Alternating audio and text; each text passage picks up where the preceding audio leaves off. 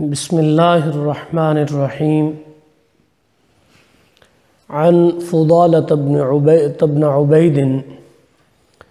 قال رسول اللہ صلی اللہ علیہ وسلم فی حجۃ الوداع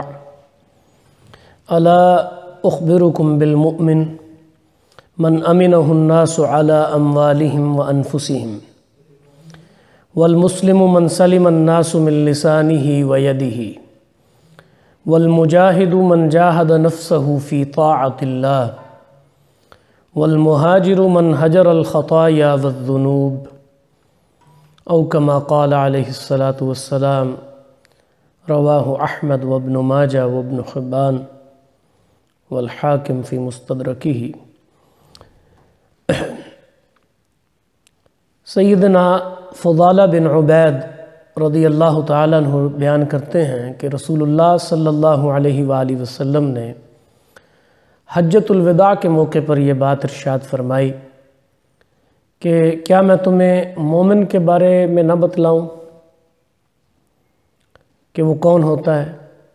یاد رکھو کہ مومن وہ ہے جس سے لوگ اپنے مالوں اور جانوں کے بارے میں پرامن رہیں،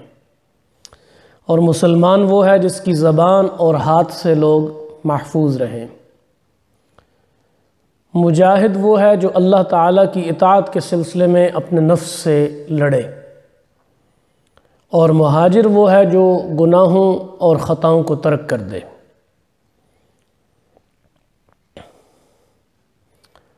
حضرات اور خواتین و حضرات اور سامعین و سامعات، سیدنا فضالہ بن عبید کی یہ روایت بڑی جامع روایت ہے اور حجۃ الوداع کے موقع کی ہے۔ حجۃ الوداع میں ایک تو حضور نبی رحمت صلی اللہ علیہ وآلہ وسلم کا وہ عالمگیر خطبہ حج ہے جسے آپ خطبہ حجۃ الوداع کے نام سے جانتے ہیں، لیکن ظاہر ہے حضور علیہ السلام حج کے اس سفر میں کئی دن تک، ظاہر ہے مدینہ سے سفر شروع ہوا، پھر آپ مکہ مکرمہ میں کئی دن تک مقیم رہے اور پھر واپسی کا سفر، تو اس دوران جو باتیں ارشاد فرمائی ہیں بالخصوص مکہ میں اپنی موجودگی کے اندر، تو صحابہ اسے عموماً روایت میں اس کا حوالہ دیتے ہیں کہ موقع فلاں تھا، یعنی حجۃ الوداع کے موقع پر۔ اب یہ بات جو ہے نا وہ خطبہ حج کا حصہ نہیں ہے، لیکن عمومی کسی مجلس میں حضور نے فرمائی ہوگی، اور اس کی تائید خطبہ حجۃ الوداع سے بھی ہوتی ہے جو پہلی بات آپ نے فرمائی کہ الا اخبرکم بالمؤمن۔ ظاہر ہے ہمارے نزدیک ہر وہ شخص مومن ہے جو ایمانیات کا اقرار کرتا ہے اور ایمانیات کو اپنے اوپر لاگو کرتا ہے، عقائد کو لاگو کرتا ہے، ایمان باللہ اور جتنے بھی آرٹیکلز آف فیتھ ہیں، ایمان کے اجزاء ہیں، پوری طرح سے ان پر کاربند ہے، وہ مومن ہے۔ لیکن نبی مہربان صلی اللہ علیہ وآلہ وسلم نے اس کی ایک ایکسٹینشن کی ہے، اس کی ایکسٹینڈڈ تعریف کی ہے کہ امن جو ہے نا وہ ایمان امن سے ہے۔ تو مومن وہ ہے کہ جس سے لوگ اپنے مالوں اور اپنے جانوں کے بارے میں امن محسوس کریں، پرامن ہوں، اور وہ یہ محسوس کریں کہ اس شخص کے ہاتھوں ہماری جان بھی محفوظ ہے، پوری طرح سے ہم پرامن ہیں، اور اس کے ہاتھوں ہمارا مال بھی محفوظ ہے، اور وہ کسی طرح کا کوئی خطرہ اس سے محسوس نہ کریں۔ اس لیے جب ہم اپنے ایمان کی بات کرتے ہیں تو اس آئینے میں بھی اپنے آپ کو دیکھنے کی ضرورت ہے کہ کیا مخلوق خدا اس حوالے سے ہم ضمانت دے سکتے ہیں اپنے کردار کی کہ مخلوق خدا کو کسی طرح کا کوئی خوف ہم سے نہیں ہے۔ امن کے مقابلے میں خوف کا لفظ بولا جاتا ہے، گویا اگر کسی سطح پہ، یعنی وہ محدود سطح ہو یا بہت بڑے پیمانے پر، گلی محلے کی بات ہو یا ایک شہر بستی قریے ملک اور عالمی برادری کی بات ہو، اگر ہم سے کوئی خطرہ محسوس کیا جاتا ہے، ہمارا وجود کھٹکتا ہے لوگوں کو امن کے حوالے سے، تو یہ ایک المیہ بھی ہے اور سوچنے کا مقام بھی ہے۔ اور پھر فرمایا کہ مسلمان وہ ہے جس کے زبان اور ہاتھ سے لوگ محفوظ رہیں۔ گویا زبان کے استعمالات کے حوالے سے تو قرآن و حدیث کی تعلیمات جو ہیں وہ اظہر من الشمس ہیں اور پوری طرح سے ہر بندے کے علم میں ہیں۔ یہاں بڑے اختصار کے ساتھ فرما دیا گیا کہ زبان اور ہاتھ یہ دو ہی چیزیں ہیں انسانی جسم کے اندر کے جو دوسروں کو مجروح کرتی ہیں۔ اگر ان دونوں کا استعمال صحیح ہے تو مسلمان اپنی اطاعت اور اپنے یعنی مسلم ہونے کے دعوے میں صحیح ہے۔ اور ظاہر ہے یہاں کوئی تحدید نہیں ہے کہ کون لوگ محفوظ ہوں، یعنی ہر وہ شخص کے جو بھی اپنے اس دائرہ تعارف کے اندر آتا ہے، وہ قریب کے لوگ ہوں، بعید کے لوگ ہوں، ان کے ساتھ روزانہ کی بنیاد پہ انٹریکشن ہو یا کبھی کبھار کی بنیاد پہ ہو یا زندگی میں ایک دفعہ ہو، یعنی کوئی بھی شخص جو یا کوئی بھی مخلوق جس کے ساتھ بھی کوئی معاملہ ہے، زبان سے اور ہاتھ سے محفوظ رہے، تو یہ مسلمانی کی تعریف ہے۔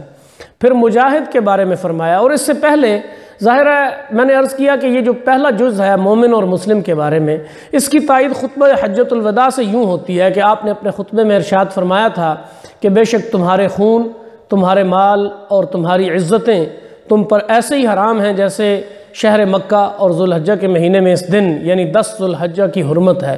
بخاری و مسلم کی یہ حدیث ہے اور خطبہ حجۃ الوداع میں اس بات کو نقل کیا جاتا ہے۔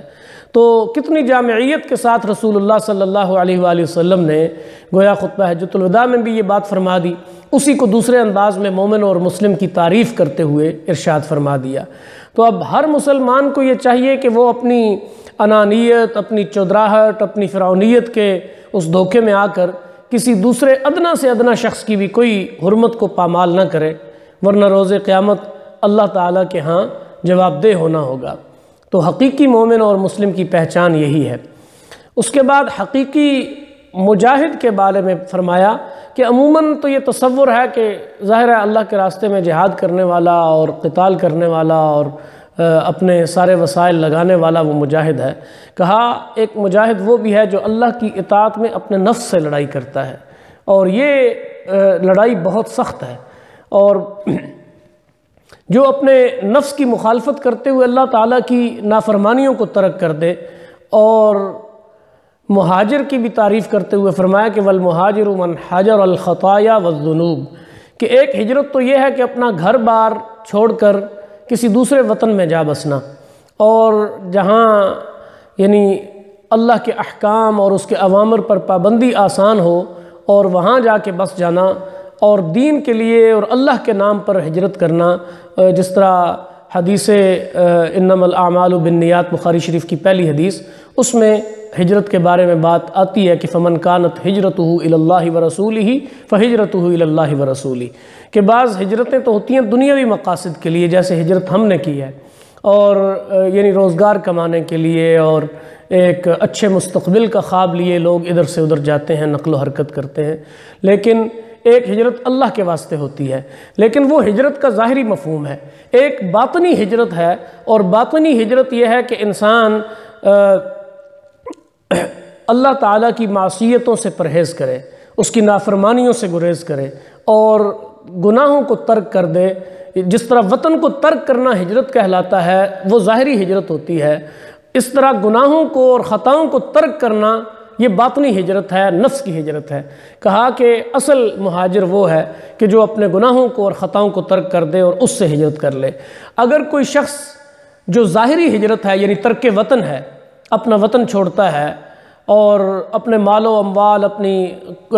قبیلہ، اپنی برادری، اپنا کنبہ، اپنے عزیز و اقارب اور اپنے بہترین قیمتی خونی رشتے اور محبت کرنے والے لوگ، وہ سب کچھ چھوڑتا ہے، یعنی ظاہری ہجرت کرتا ہے، ترک وطن کرتا ہے، اور اس کے باوجود اللہ تعالیٰ کی معصیتوں سے پرہیز نہیں کرتا، تو ایسی ہجرت اور ایسے جہاد کا کوئی فائدہ نہیں ہے کہ جہاں تلوار سونتے انسان جو ہے نا وہ کشتوں کے پشتے لگائے جاتا ہے، لیکن اپنے نفس کے خلاف کوئی کسی لڑائی کی نوبت نہیں آتی۔ تو جو چیز اس کے نفس میں نیکی کا رجحان پیدا نہ کر سکے، تو یہ ہجرت اور یہ جہاد فضول ہے۔ ہجرت اور جہاد تو اسی چیز کا نام ہے کہ اللہ تعالیٰ کی خوشنودی کی خاطر اس کے اوامر اور اس کے نواہی کی پابندی کی جائے۔ وہ پابندی وطن چھوڑنے کی صورت میں ہو یا اسلام کی سربلندی کے لیے اللہ کے دشمنوں سے پنجہ آزمائی کرنے کی صورت میں، یا شریعت کی منع کردہ چیزوں سے باز رہنے کی صورت میں۔ اور یہی